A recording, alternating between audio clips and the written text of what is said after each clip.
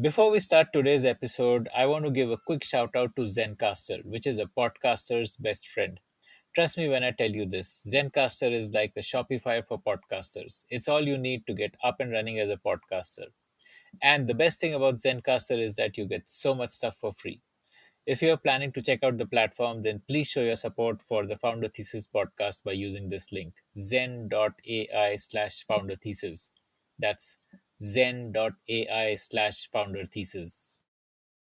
Hey guys, I'm Mayank Tiwari, founder and CEO of Reshamandi. एक minute रुक जाओ ready होने दो चलो ये कर लेते हैं this could be a great intro The first time we heard about a startup called Reshamandi, it was due to the massive $30 million Series A funding that they had closed. During the course of our conversation with Mayank Tiwari, the founder of Reshamandi, we realized the massive opportunity that he is chasing. Think of Reshamandi as a company like Amul. It is digitizing a highly fragmented and unorganized supply chain of silk and other fabrics by using cutting-edge IoT and machine learning technology.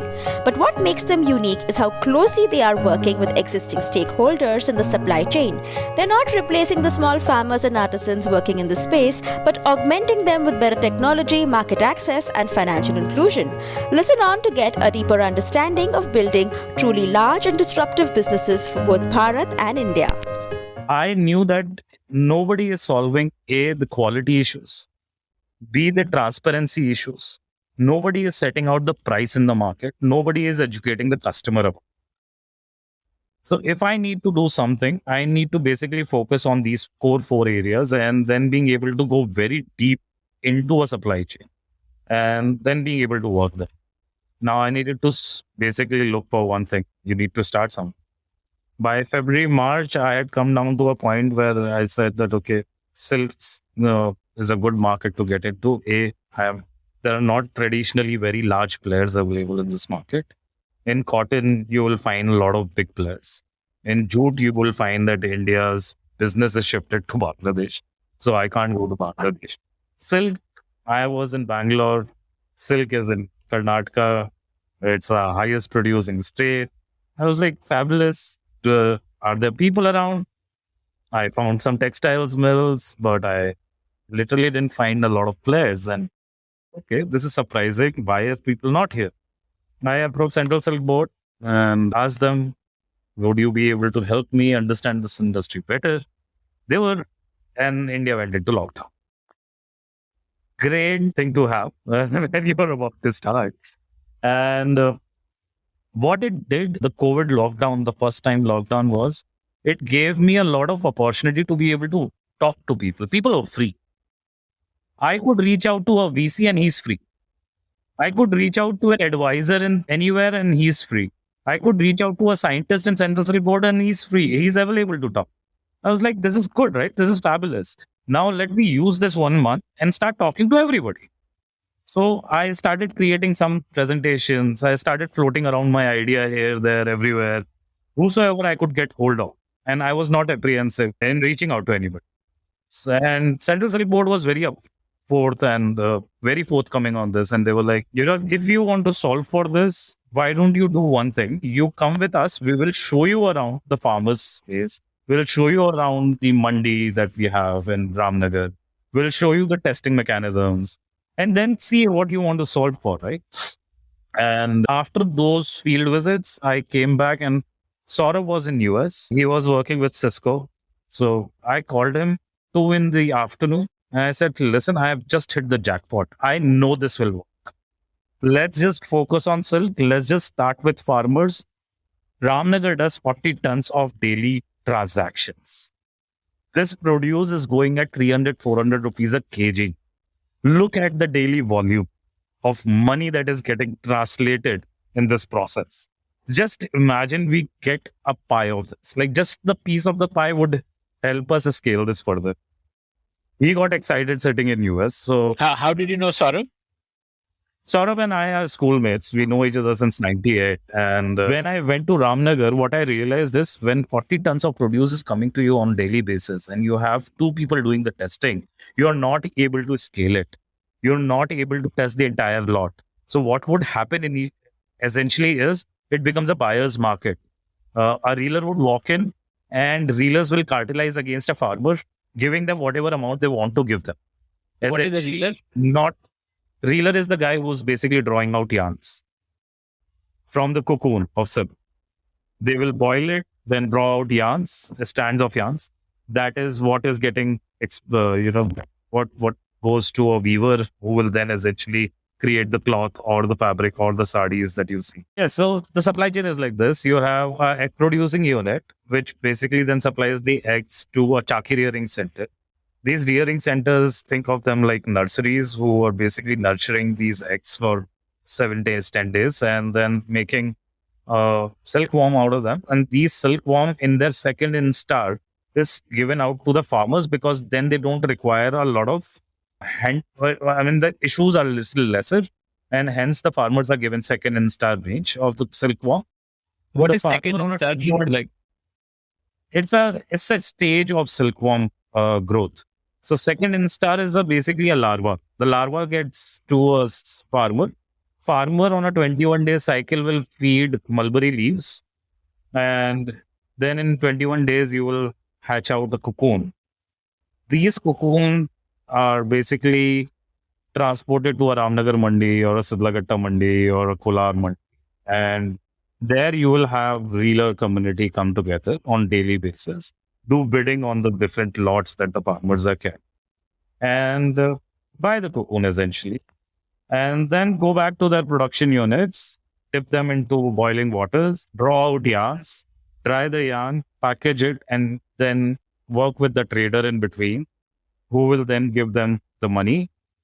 The yarn will then get to the weaver at the end, who will basically put them into a warp or a weft. And warp and weft are nothing but your horizontal and the vertical threads that goes past your fabric, right?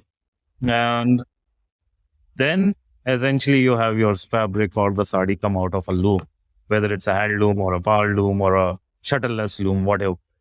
That's all technical jargon here. And that sari is what comes to your retail store in Nalli, Pothi, Chennai, sir, which then comes to your house. That is the supply chain we are referring.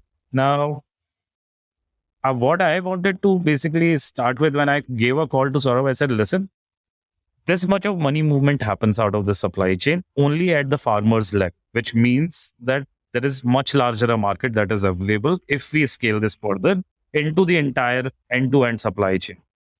And then I said the other problem statement is nobody does the testing. Nobody is setting out price for the farmer. Farmer, when he is walking out of his house and going to Ramnagar, does not know how much is he going to get for this produce. If we are able to give them convenience at their doorstep by getting the gradation done, being able to set the price there, and then do the logistic of it to the reelers, I think this will work.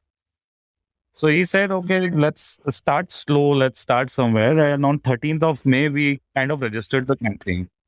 like there's like a B2B marketplace, essentially, where you are connecting. We're not a B2B marketplace. No, we're not a B2B marketplace. So I won't say that. We are a B2B managed marketplace. Right. Because you're doing quality grading and you're setting the price, which in typical marketplace doesn't happen. Correct. In a typical marketplace, you will connect the buyer and the seller in done. I don't connect the buyer and seller.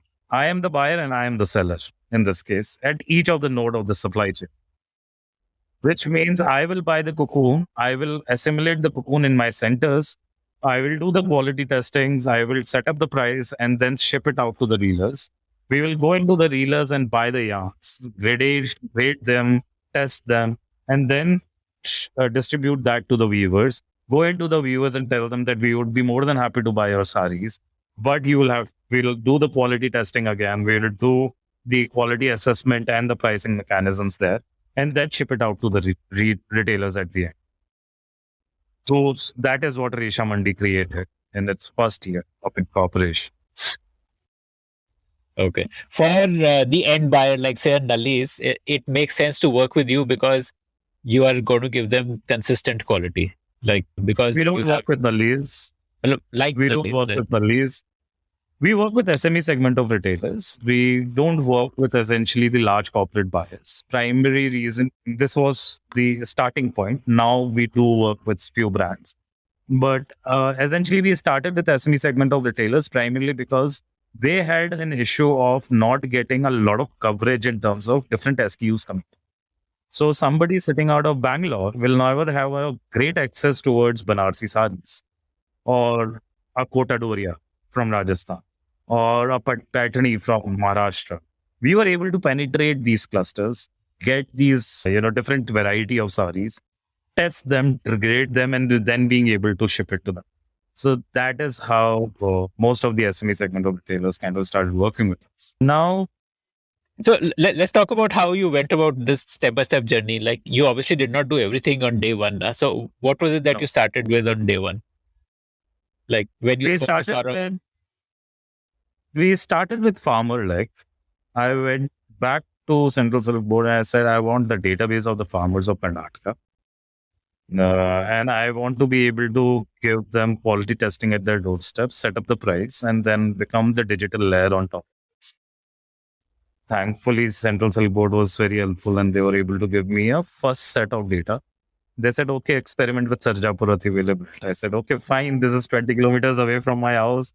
Fantastic. And Saurabh was in US though, but he had a house near Sarjapur. And when I called him and I said, I have a database of Sarjapur, which basically suggests that there are 350 farmers. He's like, are you kidding me? I have a villa there and I have never seen a silk farm in my life. I have seen flower farms there, but I have not seen silk farms. What are you talking about? I said, no, there are silk farms around. And let me do one thing. Tomorrow morning, let me venture out. The COVID wave had come down. Lockdown had got lifted. 13th of May, we registered the company. And I went out on 30th of May, thinking that whosoever I'll find, the first guy I'll find, wherever I'll find mulberry silk leaves on a farmland, I will stop my car, talk to the farm. That is how I actually approached.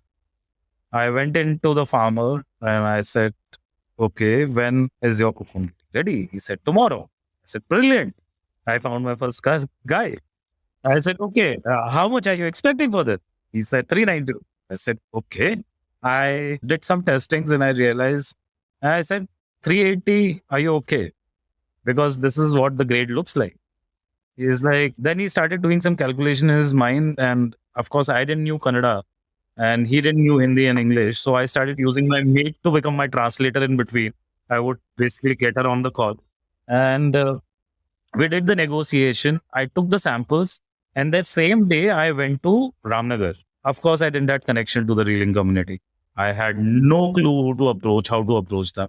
So again, I went to the Mandi and I asked whether they can give me 5-10 connects of the reelers. Nobody gives their customers base that easy. So what I did is I waited till 12 o'clock, till the time the third bidding was over. And then when people were on their way out, I started pinpointing few of the reelers and I started following them to their houses. I showed them this samples of cocoons that I had with me. I said, this is the red data of this.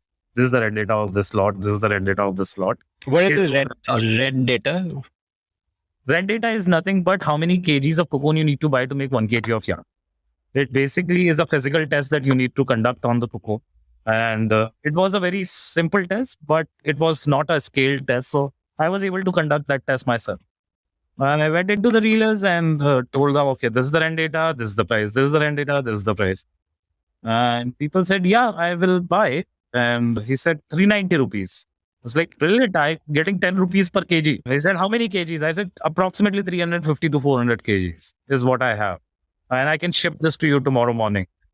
It's like, okay, let's do the deal. I came back to Bangalore and I called up the farmer. I said, listen, you don't have to go to Ramnagar. I will come tomorrow morning. I will pack it for you. I will do the logistics and I will give you the money for logistics. I want to use your own tempo. And he was kind enough to come with me. And we basically took his 400 kgs of lot, went to our first reeler, sold the lot. Reeler made the transfer to my current account. And that was the first money that hit our account on 1st of June, 2020. and I paid off my farmer and I still made money. And all the while, Saurabh was on the call with me and I used to tell him what exactly I'm doing, how am I doing it. And we used to brainstorm on things like that.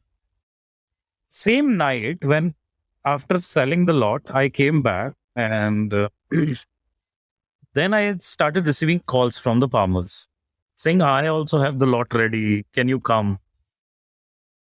I started receiving calls from the reeler community saying, do you have the lot? I was like, brilliant. Here is a buyer, here is a seller, and both of them are giving me a call, which means that my sales working. I called up Saurabh. I said, I can scale this. This is easy. All it takes is a quality gradation to happen. I can do this. And I did this for around 3-4 days at a stretch. I used to go to the farmer. I used to go to the reelers. I used to do all that. And then we said, okay, let's take a pause for 7 days in between. And I called up, I again was talking to Saurabh. And I said, until we open a simple warehouse, wherein the farmers can actually walk in, we won't be able to, consolidate this, and I would basically burn out myself. So we opened a small shop of 200 square feet in Sarjapur. That is still our flagship store, flagship collection center. The farmers started walking in after 7 days. And by that time, a bare bone inventory management solution was prepared by Saurabh sitting in US. And we started doing the trade. And when we started doing the trade, we realized that, the farmers are walking in. We are able to do daily logistics of it. We were able to convince our buyers very, very easily. We used to ship out on daily basis. And first month itself, we saw 35 lakh of business happening through us. I was like, this is good. We are scaling. You're getting farmers, you're getting reelers. Then I called up. I was basically looking for somebody to be a translator in between because that was a problem. So I got a hold of a very young NGO in Gulbarga. This girl called Divya Rani Kulkarni. She used to run that NGO called Div Foundation. And she used to train these rural women to come together, get trained on various other skills. And then, she would work with the corporates.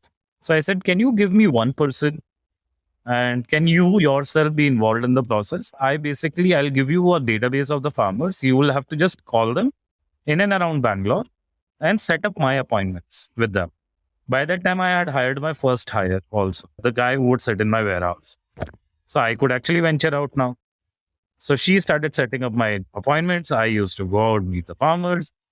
And next month, we looked at our balance sheet. It was 65 lakhs.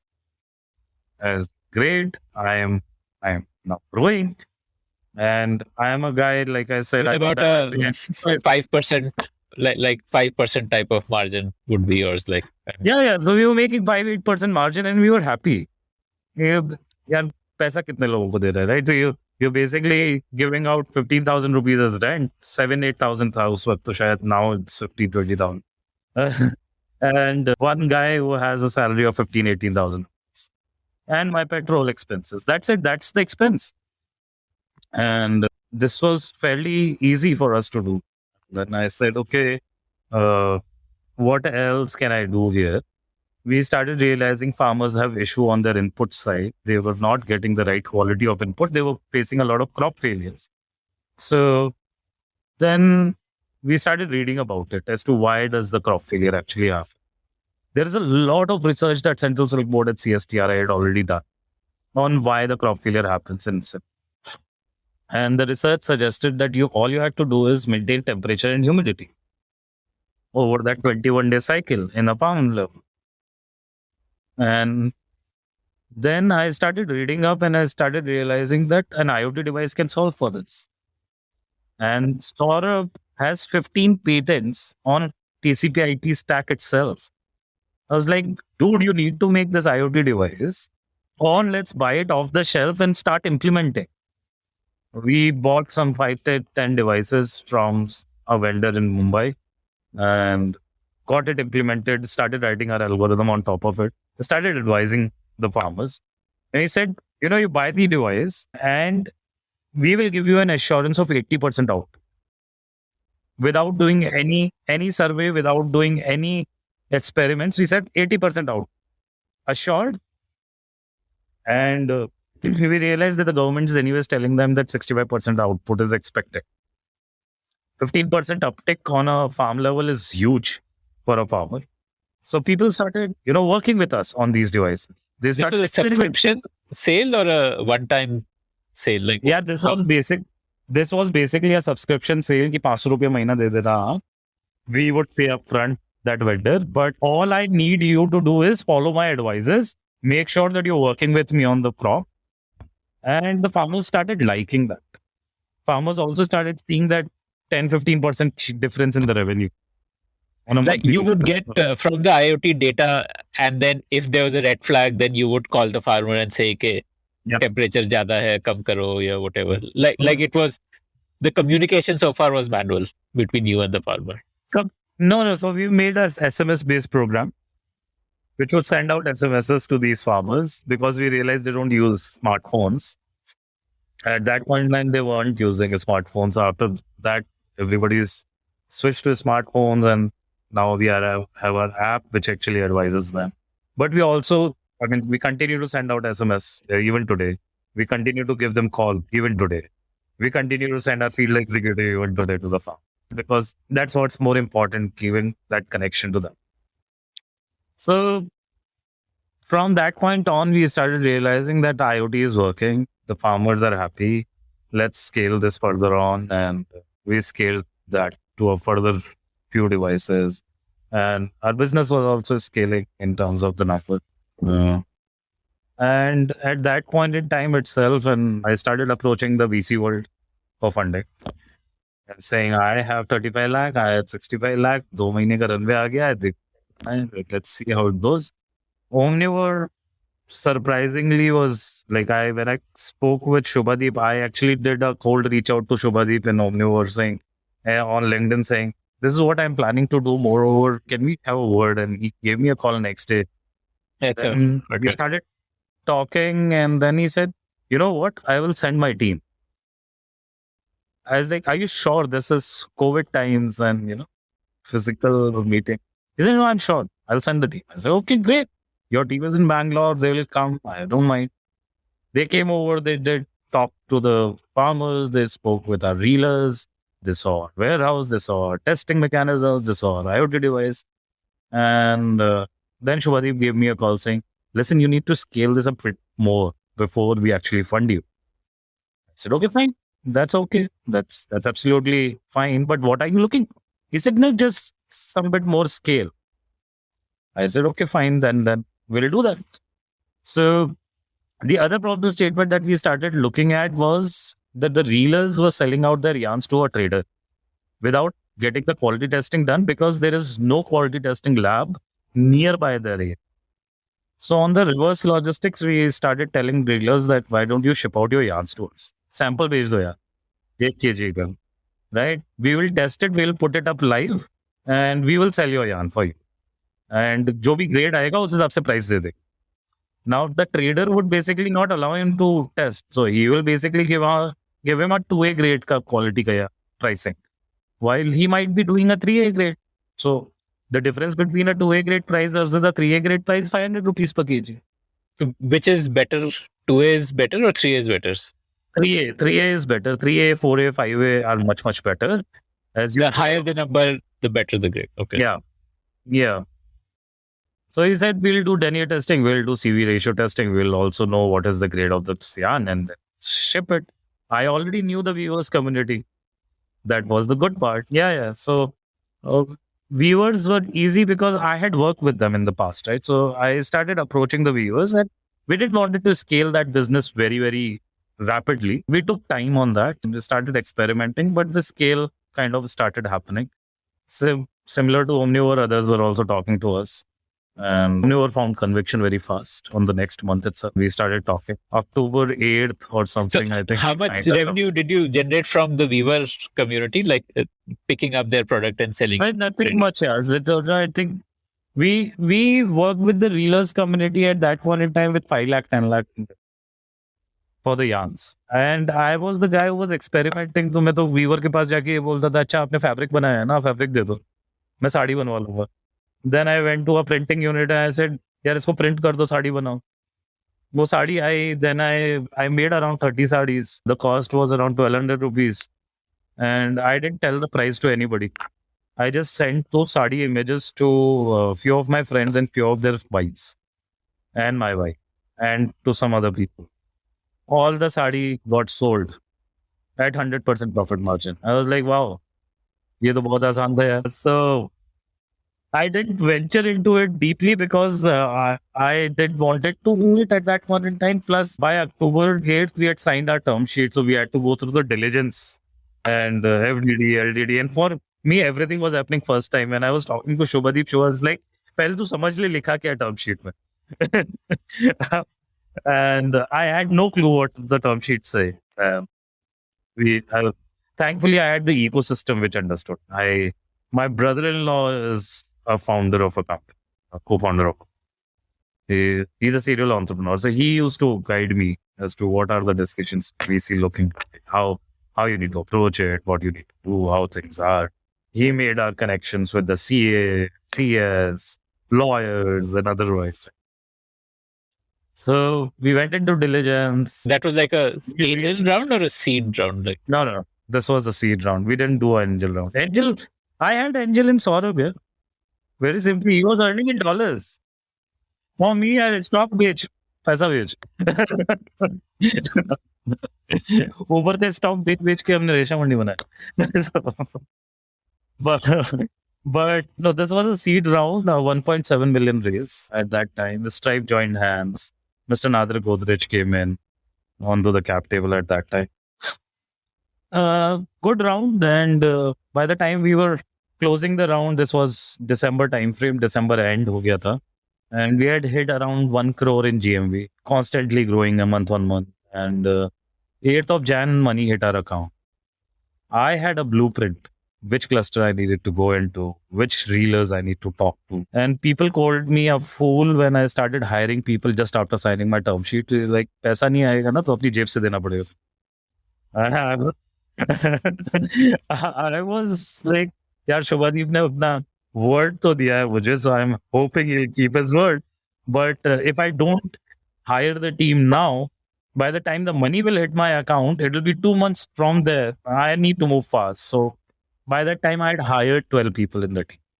And the first hire after signing the term sheet was basically an HR. क्योंकि वो काम नहीं कर सकते हो. to hire people. वो हमें आता ही नहीं है. To hire. So she started hiring, and she still is director recruitment with us of Road. Great person. She's seen our journey from like literally 3 founders and nobody else in the team to where we are today, right? So that's where we were, and then we started expanding in clusters. We started expanding to the farmers base. By February, we knew how to present the yarns, how to work with the weaving community. The team was also there, scaling. So I set up a small team for yarns vertical. I divided the vertical between agri and yarn. And So it is like the farm to reeler transaction. Yeah. And the yarn is reeler to weaver transaction. Reeler to weaver transaction. At the same point in time, we started supplying silkworms also to the farmers. The Chaki to farmer connection, and that became our vertical 1. All the inputs to the farmer, including our IoT device, will go into vertical 1. Cocoon trade will become vertical 2. Yarn trade became our vertical 3. And we went out to clusters like Banaras, Salem, Dharmavaram. Started working with the weavers there. There is an amazing guy with me right now. His name is Mani Sheke. He can sell anything. You tell him to sell anything, he can sell. And his interview process was an amazing process for us because he wrote a cover letter to me like I did with Inconic. And with such deep thoughts there in his cover letter that there was one line that I wrote on top of it before sending it out to Saurabh saying, interview to banta hai bosses. Look at his cover letter, forget about his resume. He has done his research. He knows exactly what we want. He came in, I did an interview of 5 minutes and I said, listen, I'm giving, today we are on Friday. By Monday, if you can get me 5 customers out of Jackpot, market, people who are ready to buy yarns, I will hire you. He had no clue. This guy was coming from EdTech background selling SaaS product to basically selling yarns. He had no clue what he is getting into. All the way into the weekend, he used to text me, isko kya bolte, isko kya bolte, and what are the grades? What is this? What is that? But he was able to basically come back with 5 customers who were ready to buy yarns. I was like, boss, you are hired. Let's move. And that's the guy who has set up our yarn vertical. Today he's our VP of strategy. He looks at all our 0 to 1 journeys. All our experimentations are with. And so that's how our yarn vertical started. And then we were clocking numbers every month on month. I mean, amazing growth from 1 crore to 2.5 to 5 to 8. And it was an amazing growth. Like you're literally going all over the place. Like more than double every month. Yeah. So it was like we were at such a fast trajectory that, people started coming in. We started expanding as a team. By the time we did our second all hands in March, we were already 100, like 70, 75 people. I was like, wow, man, we're growing. And we set up our 4th vertical at that point in time, which was basically working with the weavers and the retailers. This is the time I called a friend of mine and a batchmate of mine from NIFT. She used to run her own brand at that time. And I said, brand band kar aaja, let's work together. Prashansa, and today she is our VP of design and product development. She works with the weavers and constantly gives them, design inputs and other ways. But she set up that vertical for us. That was our vertical 4.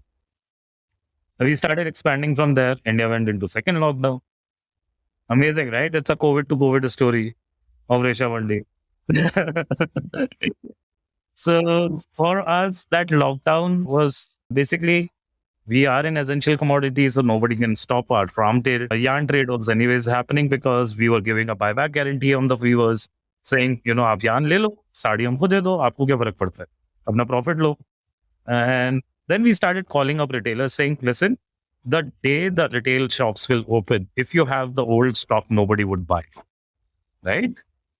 Let me start supplying you the new stock and I'll give you some credit cycle more than what your traders are giving. So we started underwriting the credit cycles for them, gave them 90 days credit terms and things like that, and started expanding that side. Numbers went crazy up. And this was around May, June timeframe where we thought that we should now look at raising another round. Our numbers are good. We are on a solid path. What were you doing? Like the GMV by that time? Around 20 crores a month.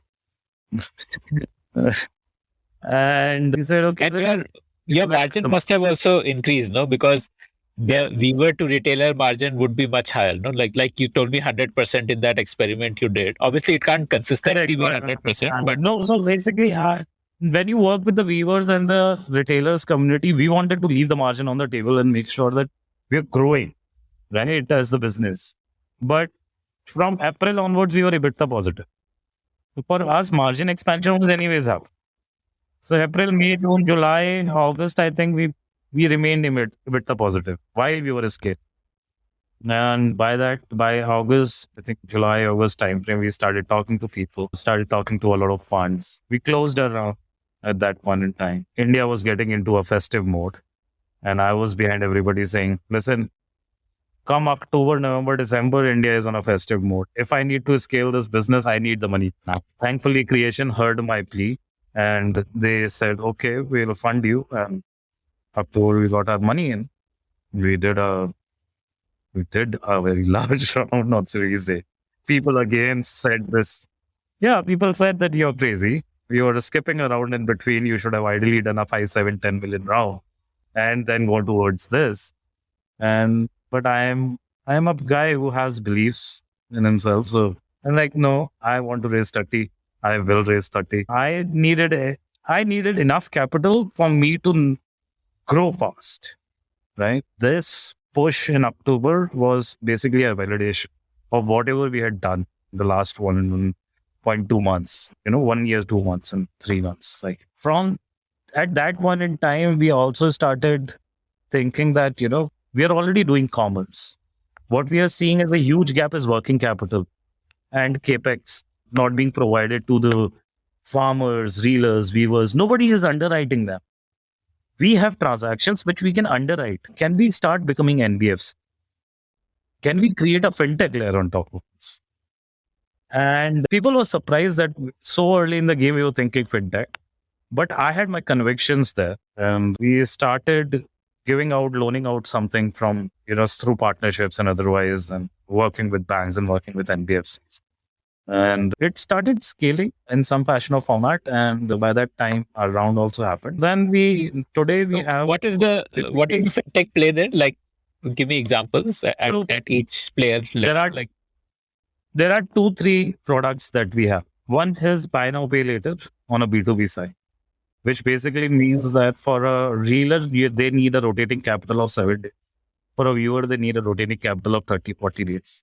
And for a retailer, they need a rotating capital of 60 days. We give them that. We help them buy the inventory that they and fast rotate it to make sure that they don't feel crunched just by the money, but by the thought process, they should be able to expand further. The second product that we have is asset-backed loan, which basically a collateralized loan that normally all the banks would.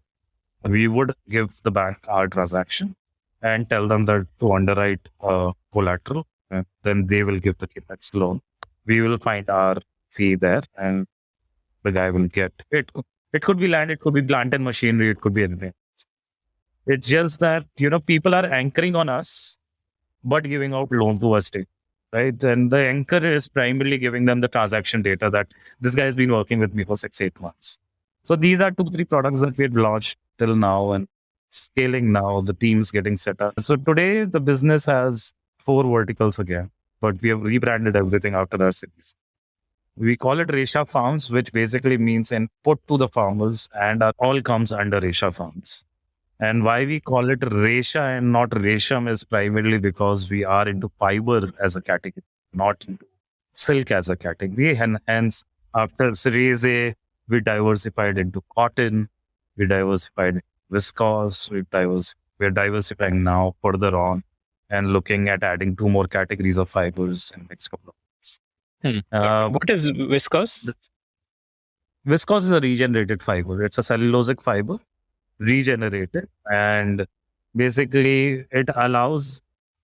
You would have seen your wife must be wearing kurtis, right? And the colors don't bleed and things like that. Generally, they are viscose or rayons, and they are both regenerated cellulosic fibers. Okay, they're like petrochemical products, basically. No, not petrochemical.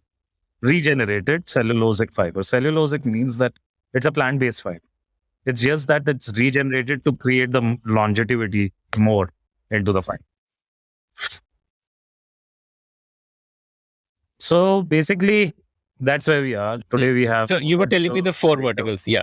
So Resha Farms is the first vertical, which basically works with the farmers on the input side or on the output linkage.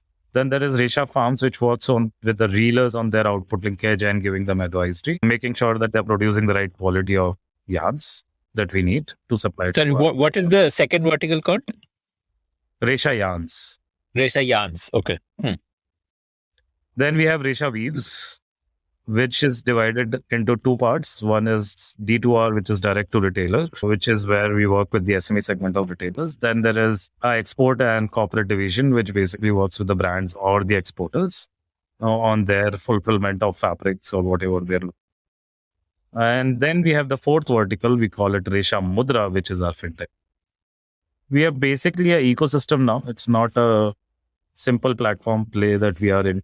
Primarily an ecosystem play where we've just launched insurance as a product for the stakeholders. With on-surety, we are expanding further on our offerings to the stakeholders, whether it's through fintech or whether it's through other things. The idea is to keep them happy, keep them engaged, make sure that they're loving the journey with Reshamandi. Because if they love it, they will do it over and over again. And our GMV will constantly go up. Our gross margins will constantly go up. As long as people are engaged, you know that you're going to be in it. What kind of insurance? Like insurance against crop failure and stuff, or like health? So no, it's not right now under the yield-based insurance, no. But yes, it's a health insurance. It's primarily a health insurance that we are distributing right now, but we are planning to get into, warehouse-based insurance as well. where we are giving warehousing solution to the weavers. They have a big challenge there. Nobody gives them insurance. What if there is a fire or anything of that sort? Nobody is giving them insurance for that. So we would be able to provide them insurance while consolidating their supply at one warehouse locally, so that if they want to distribute it through their own mechanisms, we are more than happy for that. But if they want to utilize our platform, we're more than happy to help them on the output. If you like to hear stories of founders, then we have tons of great stories from entrepreneurs who have built billion-dollar businesses. Just search for the Founder Thesis podcast on any audio streaming app like Spotify, Gaana, Apple Podcasts, and subscribe to the show. Okay.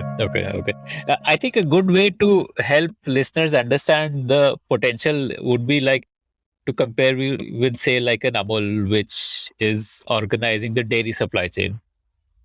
So like they are, or like, the dairy sector, where you have companies which are organizing farmers, collecting, grading the milk, and then eventually taking care of that whole cold supply chain till the end consumer. Of course, there they own more of the processes. Here you are working with stakeholders at each of the stages, but like that would help people see how big this opportunity is.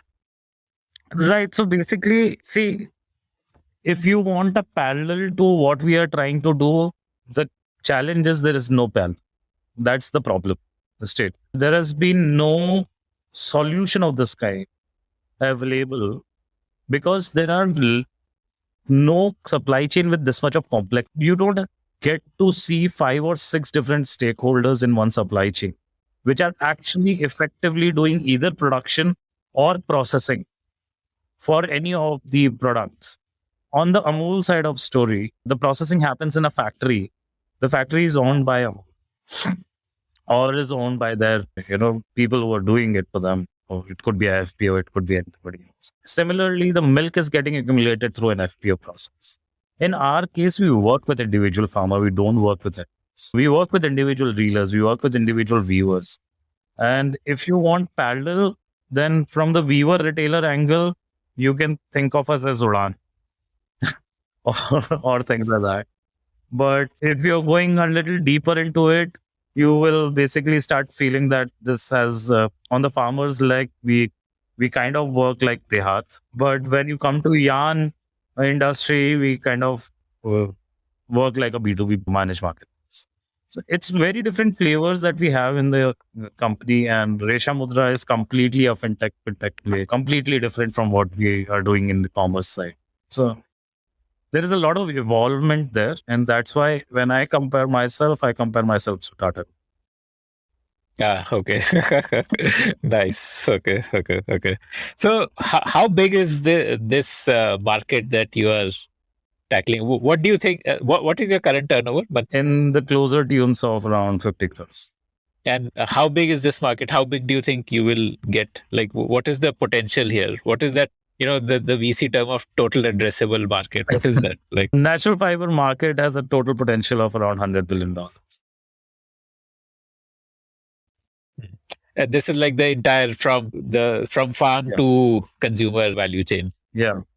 It could be more than that. It could be the saddest part of this whole story is that you don't find data very easily because nobody has seen the sector very often. Plus, the data that is available in GST portal or exports or anything of that sort is also very flawed because these are very rudimentary supply chains, very, very disorganized. Primarily what happens is, people work on black money as well. So there is a lot of cash transaction. It's a cash economy. Yeah, it's a cash economy. Absolutely. Right. And to be able to change that much of behavior takes time, takes efforts. And then being able to tell them that, you'll be able to earn more, able to get your family a lot more convenience. Like today, when farmers come to me and tell me that, instead of doing 6 crops, I'm doing 18, I feel thrilled. I feel elated that, at least we made that impact, if nothing more than things. Or a retailer comes to us and say, okay, I have customers walking into me on 15 days basis every time to just look into my new inventory that I carry. Or a viewer comes to you and say that, I just replaced Chinese. These are the stories that, gives you the thrill of doing this, of what you're doing. That's what we aim to do. I think we've just started to scratch the surface. Mm. So is technology like a key driver or an enabler in Reshamandi? For us, technology is two ways. One, on the IoT side, it's the driver. But when it comes to our transaction, it's an enabler. Okay, got it.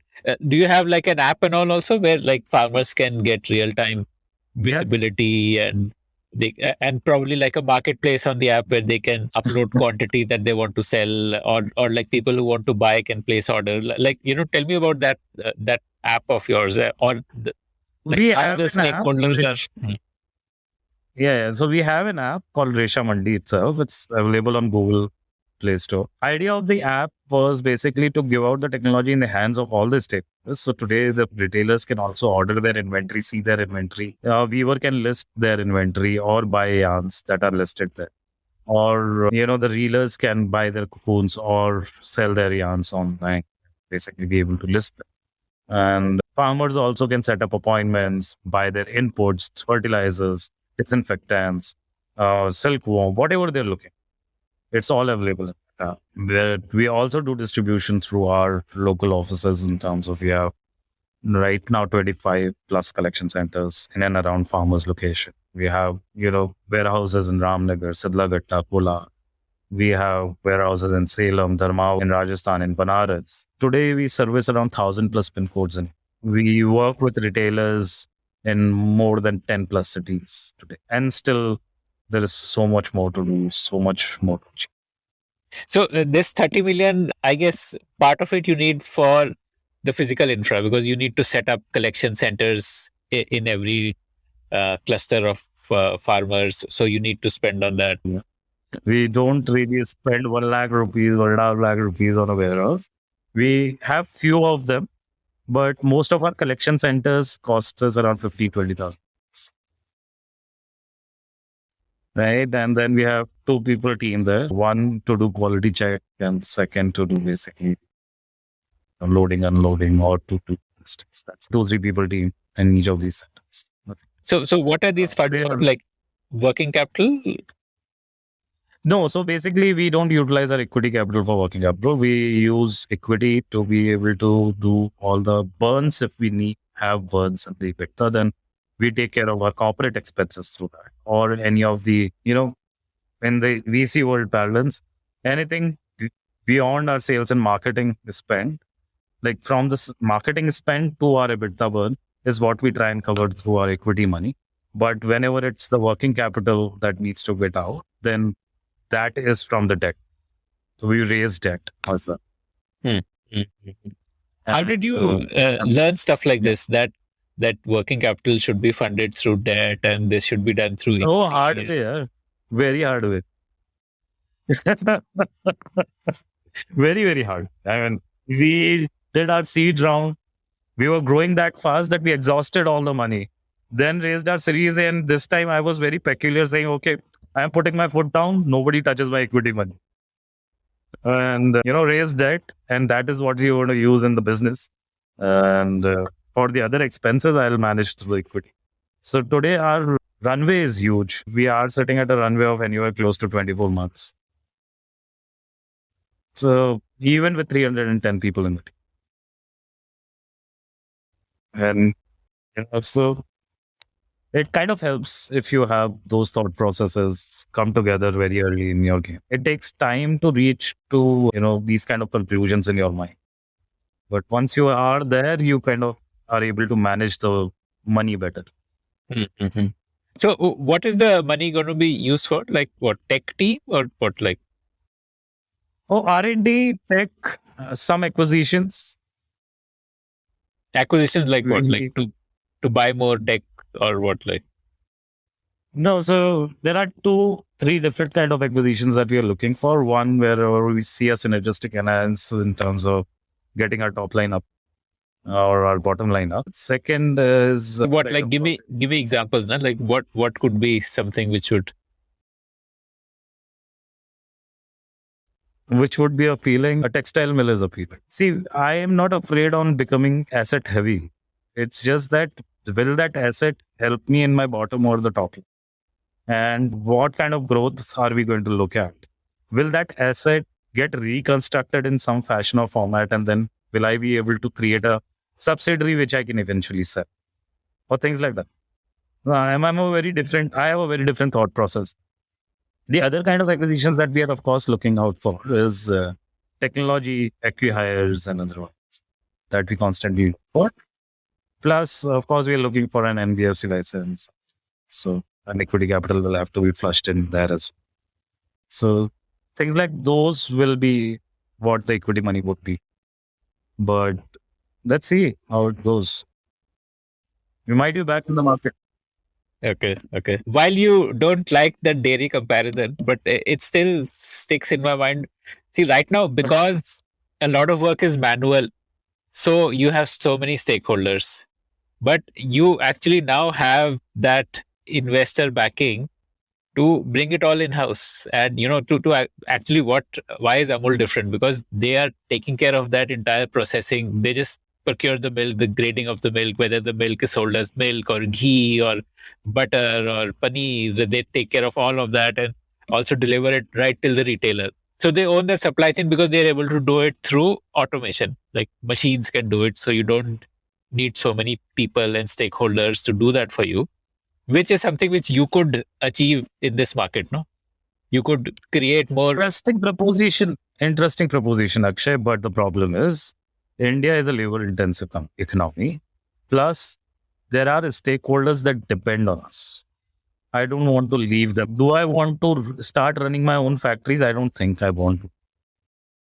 Why a textile company might be an interesting proposition is primarily because if I can get into value-added fabrics with that, and then being able to utilize their customer connect to make sure that I can then give it out to the other weavers that are working with me. It just makes more sense. Right? I'm not in a mind where I will start creating assets after assets and then become a mole or Reliance or anything of that sorts. No, I am a guy who would constantly work on asset light model, make sure that the stakeholders are enjoying the ride with us. I am delighted when people say that the lifestyle has changed with Reshamandi. Getting them in house, putting them on payrolls might not work. They're all entrepreneurs unto themselves, right? A farmer today, when he earns 1.5 lakh rupees out of his 1 acre land, and tomorrow when I tell him that, why don't you divide your production runs in 2 parts on a 15-day cycle, and, we can give you some money on the rearing shed side to basically install some more capacity. And he starts earning 2.25 lakh. He's excited. I am excited. His daughter and son is excited. I mean, I have seen people who've been with us for 18, 19 months now. First few sets of the farmers whose daughters and sons have actually gone ahead and applied into engineering colleges, medical college. They come to us, they talk to me in English, and I feel so excited about it. Like it's that what I'm aiming to do here.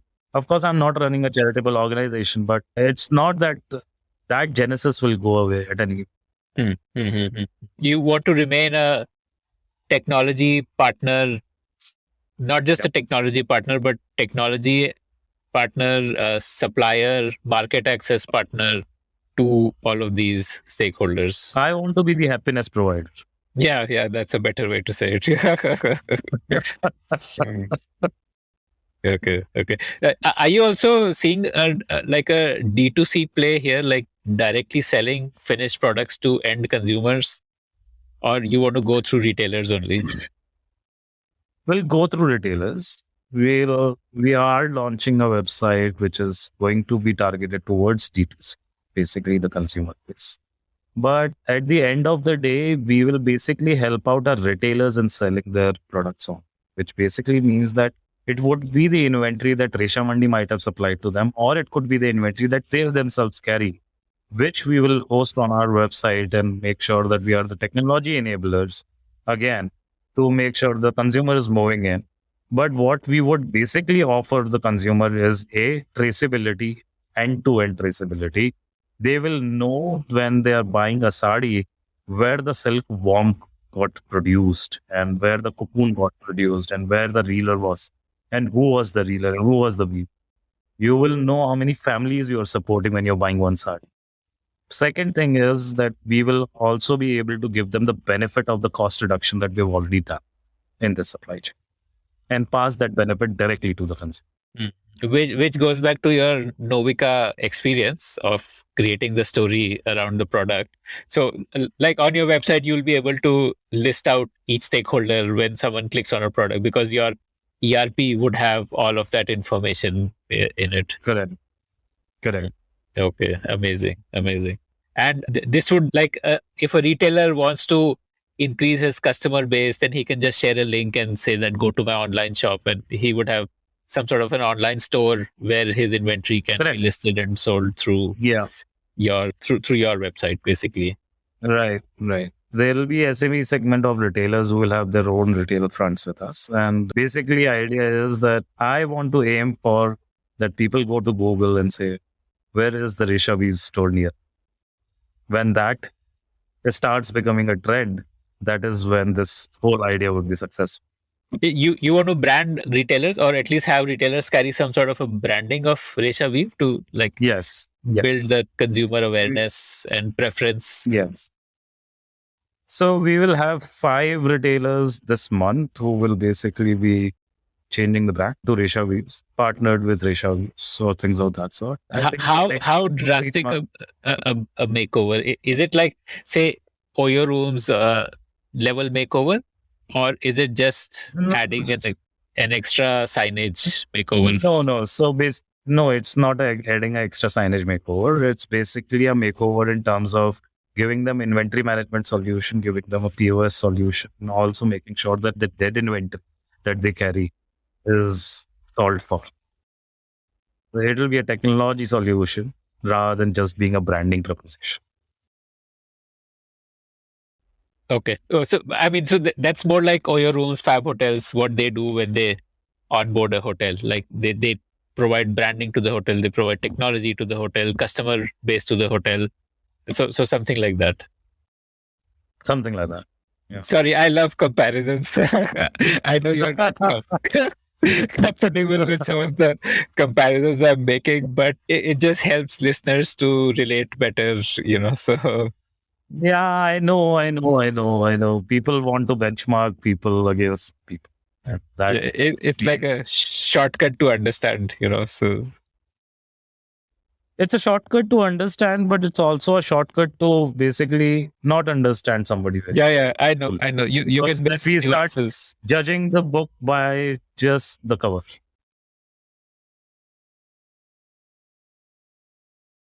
So, what do you think is your, timeline till you raise your unicorn round? Because obviously the total addressable market is massive. So, and you are. Do you have an investor who can give me a valuation? Let's stop. Unicorn, no unicorn. It really does not matter. I won't call becoming a unicorn valuation a success. I would call probably having a turnover equivalent to Reliance a success. Creating that kind of a legacy is a success.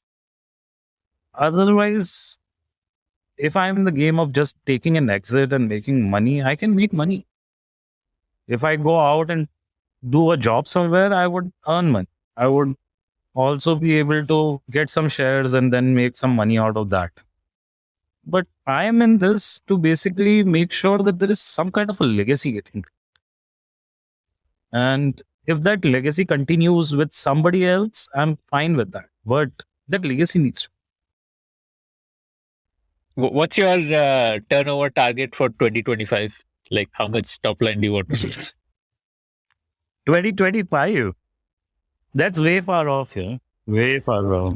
Too far off. I think we will be approximately $1 billion in annual GMV or revenues next year. From April to March next year, Okay. So my last question, any advice to people who are aspiring to be founders? are you ready to take the risk? It's a risky proposition and it's a rewarding journey nonetheless. But you need to be in a phase of life, or you need to have partners with you who are ready to support every up or down that you go through. Essentially, we are now talking after a couple of months since the original conversation, and there has been the additional part of the story, which is why we are meeting again to talk about those evolutions since we last spoke. So, why don't you talk about some of those evolutions since we last we spoke? You had briefly talked about how you are getting into branded stores at a retail level. I think that is one major evolution which has happened. So maybe you could start with that and then we'll cover the others also. See, from the evolution standpoint of Reshamandi, I think where we are right now is we've started our lifestyle business, which basically is going to cater to the consumer, but primarily using our same retail base. And we're trying to basically work with the retailers that we've been working with. We've till now worked with them on the B2B side, giving them the supply and not really capturing on their demand. Now our focus is on their demand as well. And how do we cater to more footfall, make sure that they don't get any dead inventory issues as such, and then being able to also help them understand what are the trends and what are the forecasts that's going to come into the market, which allows them to continue to churn the inventory and make sure that there is a more sales throughput that they can get. So that is what one of the evaluations that has happened. Apart from that, of course, This business is called what? The lifestyle business? see, currently it is branded as Resha Weaves by Reshamandi. It's basically even the co-branding activity has started. There are around 30, 40 retailers across around 12 plus cities that we have co-branded with. These retailers kind of carry around 70-80% of the inventory that has been given out by Resha Weaves. And these are primarily the inventory. This is basically our private label going to them. And then it allows us to kind of help them capture the footfalls as well, because then we can play on the digital foot front and say, okay, here is the brand and here is the connectivity to the retailer as well. So rather than just being a digital player, we thought that we might as well become a phygital player and use the retail base that we have. It allows our B2B business to grow while also expanding on the demand side for the retailers. Got it. So this would be something similar to, say, a mobile handset company like Xiaomi does. You can, on Xiaomi's website, you can find a retailer near you, and you have these retailers who carry the Xiaomi branding. Although they are not exclusive Xiaomi, they carry other brands also, but something on similar lines to that. Got it. Okay. And the other revolution has been in the piece, I believe. So tell me about that. So Fintech, we started around November, December last year. And idea was to basically that the stakeholders in our supply chain requires a lot of working capital solutions to be created for them. They were primarily working with unorganized players, right? Like players who were basically charging them either 24% if they're a registered NBFC, or if they are not, then basically they're going to an organized Lalaji somewhere who's basically giving them around 2.5-3% on a monthly basis. And that is non-sustainable for most of the supply chain. When your margins are around 15-20% or 25%, you don't want to let go of 3% on a monthly basis just for the heck of having your cash managed. So with that, what we did is we have Resha Mudra as a setup. Now we're looking at our own NBFC license that side. But we started giving out these working capital lines to people so that they can continue to basically interact with us. It's basically not a money transaction that is happening, but allowing them to basically take the input on a credit basis what the underwriting shows us. So if the underwriting shows us that you make around 20 crores on a yearly basis, then we will be more than happy to underwrite a 3-month working capital for you. So something in that lines, it allows for the transactions to move on our B2B side, and it also allows these guys to get a better access to the capital. Our interest is very, very phenomenally low, and it's on a per day basis. So as long as you're paying on a daily basis and you're churning more inventory and you're focusing on your production, your revenues will go up, your profitability will go up, and you will continue to hold only a very small interest rate onto that. And that allows most of our stakeholders to be healthy at any given. Amazing. And you have an NBFC tie-up for this, or you're going to have your own NBFC? And so today we have NBFC and bank tie-ups, but now we have applied for our own NBFC because another challenge that we wanted to solve for, while we will continue to have a co-lending option with the NBFCs and the banks that we work with, we're not going to be solely focused only doing it through our NBFC. But idea is that we want to be a little more fast-tracked when we are giving out a small working capital solution to somebody. Somebody who's a yarn manufacturer requiring a 5 lakh limit does not really need a NBFC or a bank to go through a 120 parameters underwriting.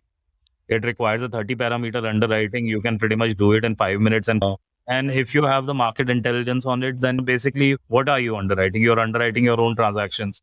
Then you have his balance sheet or whatever the Aadhaar card, PAN card that you're pulling out. But it allows you to basically see what is the health of his business and accordingly be able to forecast with. And you can control collections because he is dependent on you for supplies. So he's not going to just run away. See, like I think we briefly touched upon it last time also, and this time again I'll touch upon this. So when we work with any of those stakeholder, whether it's a farmer or the animal producers or the textile mills or the exporters, we try and work on both the side, or one on the demand side and second on the supply side. So at the end, the supply is coming from Reshamandi and the demand is also getting pulled by Reshamandi, which means that you are focused on the job at hand, which is basically doing your right amount of production at the right quality that is expected to come out, while having a surety of the quality coming to you in terms of the inputs. And then there is a better access to capital, which allows you to fast track your entire transaction and move along in that side. And are you also looking at other financial products like insurance and all? We have an insurance product, but this is in collaboration with OnSurity. The idea again here is when a stakeholder, think of a stakeholder as a human being. Now, the human being requires finance, they require, roti, kapda, makan, everybody needs. Yeah. Now, what is the other thing? How do you safeguard them and how do you safeguard your own supply chain? How do you safeguard the money that you have given out or the credit that you have lent out? You safeguard that through a insurance program. Now, our insurance program is a multi-fold program where there is a health insurance, there is term insurance. We are also getting into crop insurance with collaborations now. We are exploring that side. But the idea was to basically have this insurance program running to get as much of a KYC done for the labor in that stakeholder. So if you are a weaver and you have 200 laborers working with you, your problem is that this guy is on a daily wage basis with you, right? So if somebody is paying him 5 rupees more, he'll move out of your ecosystem very, very fast. So how do you control that? You can only control it by giving him a health insurance program, which is basically offered in collaboration with Reshamandi. Now, because your attrition rate is going down, I get the KYC and I'm able to tell the world that there is no child labor involved.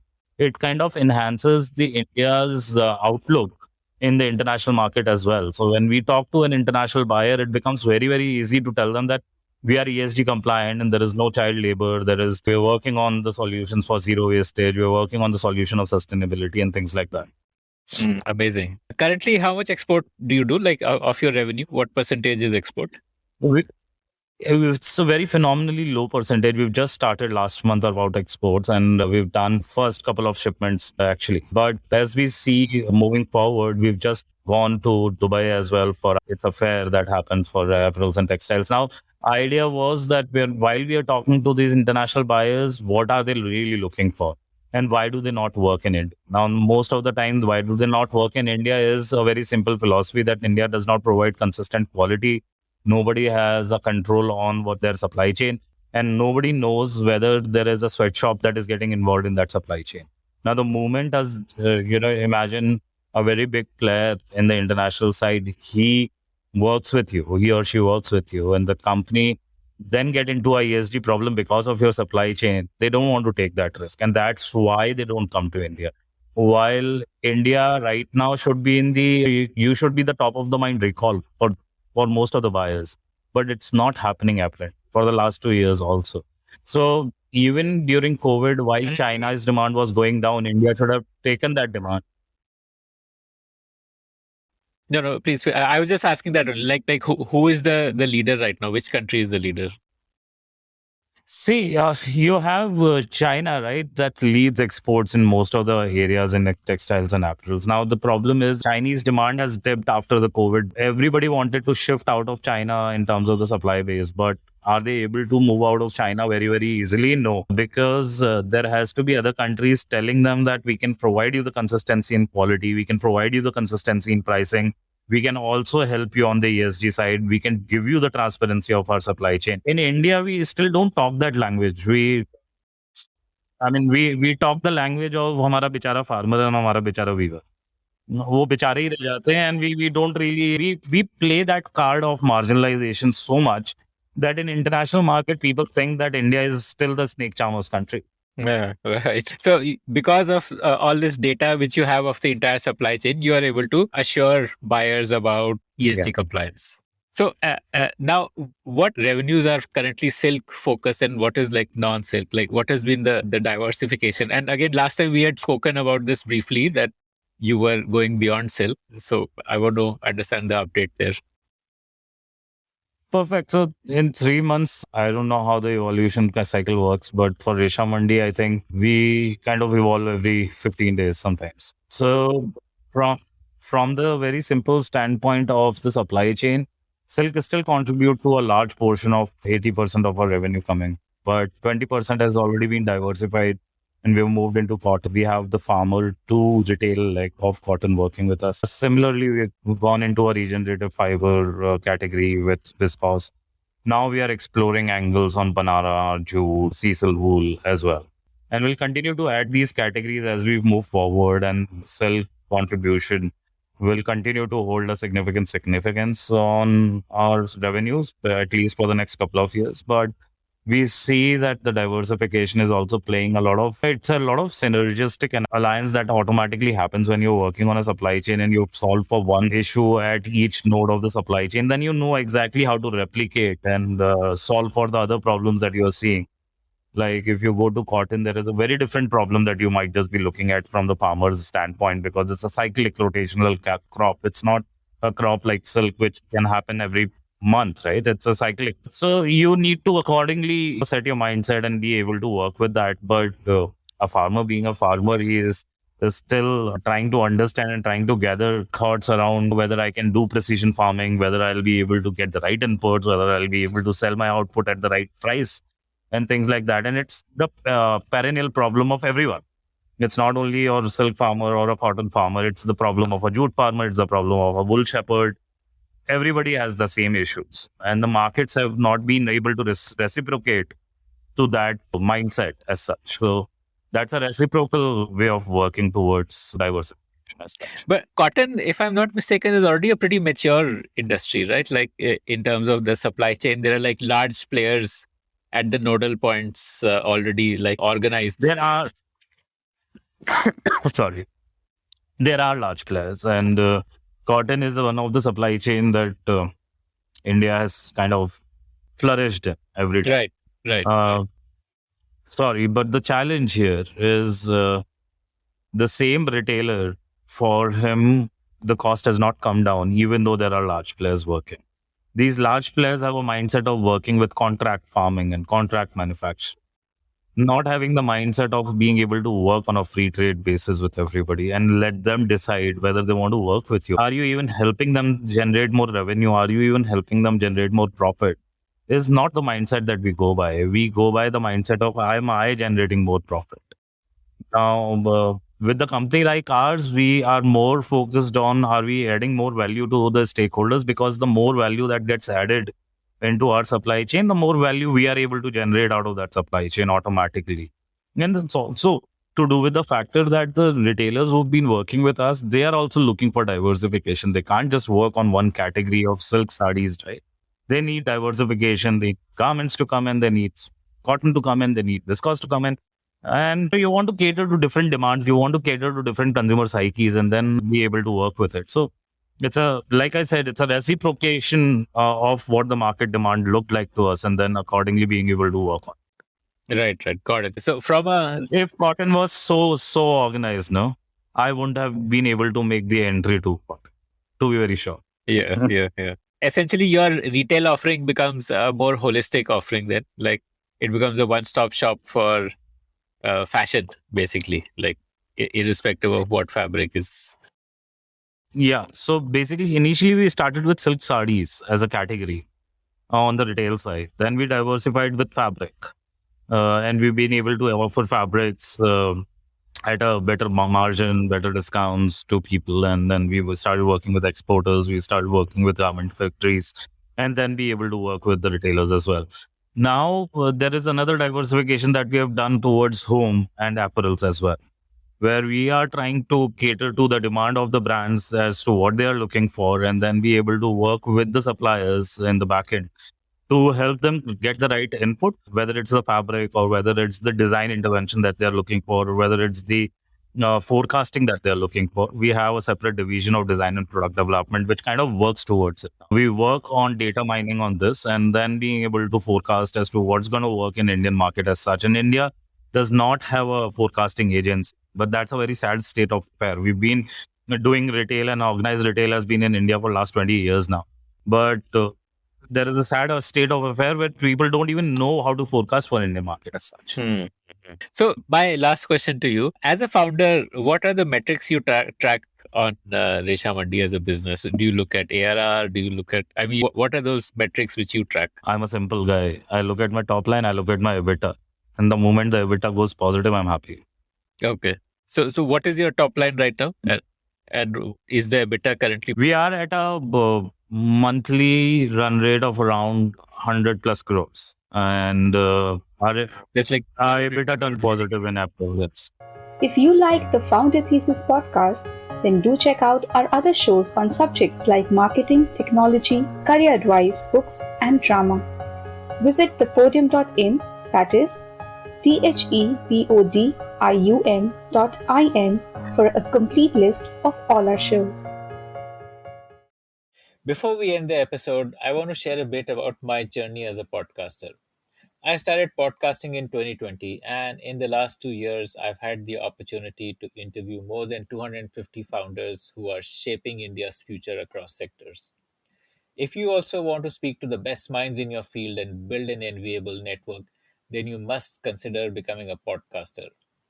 And the first step to becoming a podcaster starts with Zencaster, which takes care of all the nuts and bolts of podcasting, from remote recording to editing to distribution and finally monetization. If you're planning to check out the platform, then please show your support for the Founder Thesis podcast by using this link, zen.ai/founder thesis. That's zen.ai/founder thesis.